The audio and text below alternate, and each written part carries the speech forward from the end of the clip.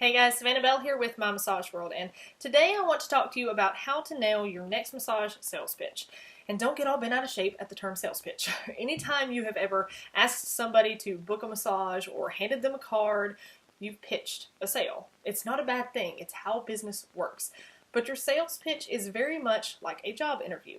Even as a business owner, you're still constantly applying for a job. You know, we like to think that we have all of this freedom as entrepreneurs, and while we do have a considerable amount of freedom, we still work for others, our clients. And every time we interact with them, especially potential clients, those who haven't come to see us before, we need to treat it like a job interview, because that's essentially what it is. We're showing off our best, and they decide whether we get the job or not, if they will hire us and pay us for our time or not. So when you're meeting a potential client for the first time, act like you're being interviewed for a job. You have to sell yourself and what you can offer, right? So here's 6 ways to nail your next massage sales pitch by treating it like a job interview. Number 1, do your research. If you're interviewing for a job, you do some research on the company. Its history, its successes and failures, what kind of company culture they have, what direction the business is moving in, all that sort of stuff. That is pretty basic job hunting 101. So why wouldn't you do the same thing when it comes to your clients in any place that you may find them? So let's say that you're going to an event. Don't just expect to do the same thing you always do. Research that event. Who attends, both consumers and other businesses? Is there a specific charity or company involved? Is there a way that you can coincide more with the entirety of the event versus just showing up and passing out cards like every other business there? What are those consumers looking for at this event? What problems do they have, and do you have the solution? How may they best respond to that solution? So for example, maybe you are a relaxation therapist and you typically just go do chair massage at all these events all over town, and you hand out your marketing materials just hoping somebody's going to book with you. Let's say you're attending an event specifically for moms. Think about how you can tailor your presentation, your speech, your marketing materials, all for moms. So maybe you have a special sign worked up that has a picture of a stressed out mom surrounded by fighting kids, and next to that is you pampering that stressed out mom who now has a smile on her face. Little sayings like, get an hour away from the noise, or mom needs a timeout too. Get specific. Things like that go a long way. Taking just a little bit of time to do some research into a specific set of potential clients and tailoring your work accordingly means they're much more likely to respond. Number 2, nail the first impression. First impressions are critical to your success. We can all scream about how we shouldn't judge, but guess what? We're human, and we all do it. So would you walk into a job interview in ripped up jeans and a wrinkly shirt? No. So why would you ever go to interact with potential clients like that? Would you hire somebody who stammers over their words, or someone who exudes confidence and comes off like they really know what they're doing?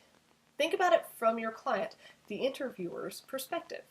You've got just a few seconds to nail that first impression, because if you don't, it is really hard to change someone's mind about you. Number 3, build rapport.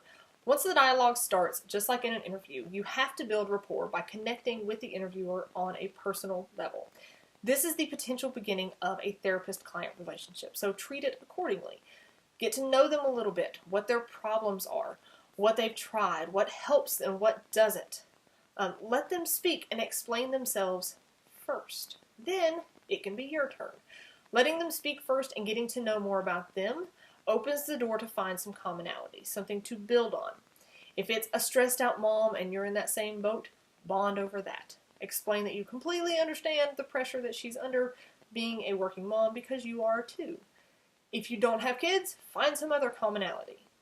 You have to build a relationship with this person in a very short period of time, so get into a real conversation and build it. Number 4, ask questions. People love to be listened to. They want to tell you all about their problems. It's human nature, at least for a lot of people. So take the time to ask questions, to dig deep into their pain points. Not only does that help to show that you care and it builds rapport, but it also opens the door to explain how exactly you can help with those pain points.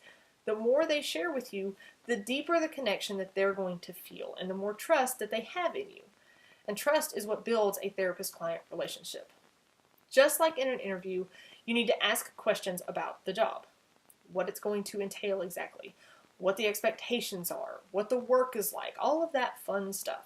So why wouldn't you do the same thing when you're speaking with a potential client. Number 5, be prepared to answer questions. In an interview, you're asked a lot of questions.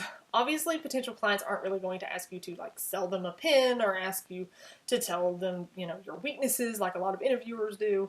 But there are other questions you have to be prepared to answer, like how long have you been practicing? Have you seen this particular condition before? What are your hours? What's your pricing structure?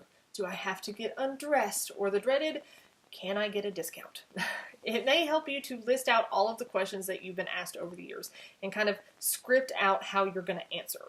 The worst thing in an interview or in the middle of a sales pitch is to fall silent when you're asked a question and you can't come up with a response. So prepare yourself ahead of time to answer all of those questions that may come up. You'll feel a lot more confident answering them too.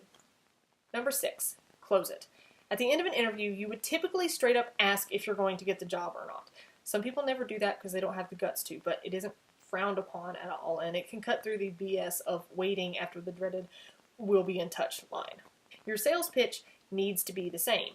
Instead of some wishy-washy, "it was great meeting you, have a great day, hope to hear from you" kind of crap, just ask if they want to book an appointment. It's really simple. It's not a hard sale. They can easily say no. It's not like you're trying to sign them up for a big contract in anything. You're literally just asking if they'd like to make an appointment with you, something they know that they can cancel 10 minutes later if they regret saying yes. It is nothing to be scared of, so ask and close the sale. I hope this helps you nail your next massage sales pitch. Now go out there and book some appointments. Thank you so much for watching today, and if you have a question that you want answered or a subject you want covered, let me know and I will make a video for you. As always, check us out at mymassageworld.com, like us on Facebook, subscribe to us on YouTube, and stay tuned for more videos.